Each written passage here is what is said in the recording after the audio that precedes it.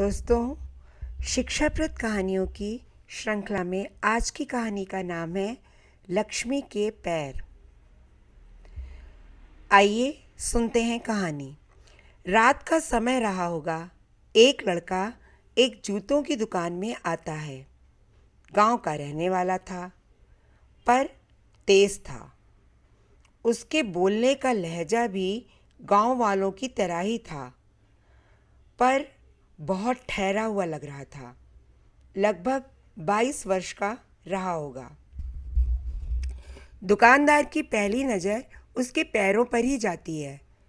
उसके पैर में लेदर के शूज़ थे जो सही से पॉलिश किए हुए थे। दुकानदार ने उससे पूछा, क्या सेवा करूं आपकी? लड़का बोला, मेरी माँ के लिए मुझे चप्पल चाहिए, किंतु वो टिकाऊ होनी चाहिए। दुकानदार ने कहा, वे आई हैं क्या? उनके पैर का नाप?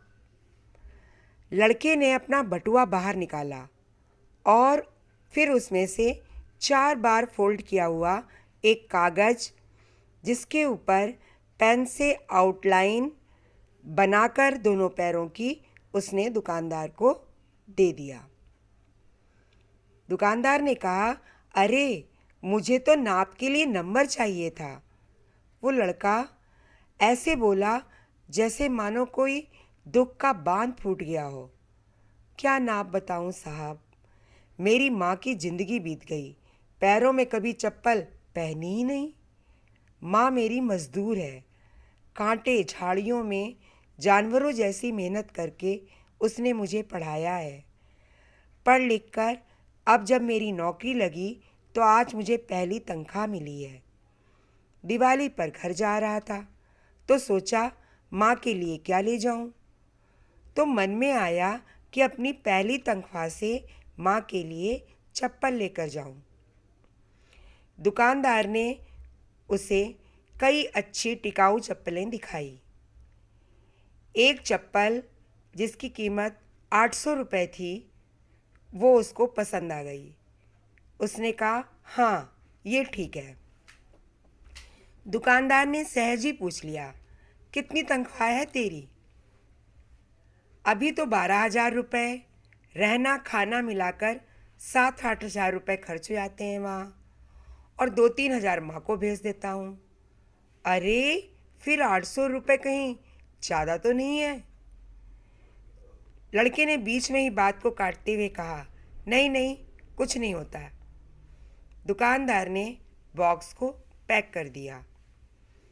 लड़के ने पैसे दिए और फिर खुशी खुशी बाहर निकलने लगा।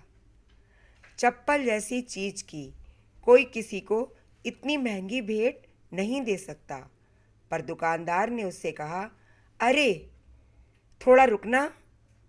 फिर उसने लड़के को एक और बॉक्स हाथ में दे दिया। कहा, देखो, ये चप्पल माँ को तेरे इस भाई की तरफ से गिफ्ट है।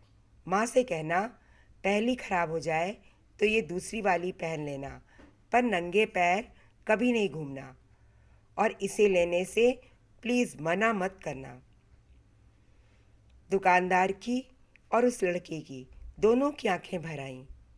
दुकानदार ने पूछा, क्या नाम है तुम्हारी माँ का?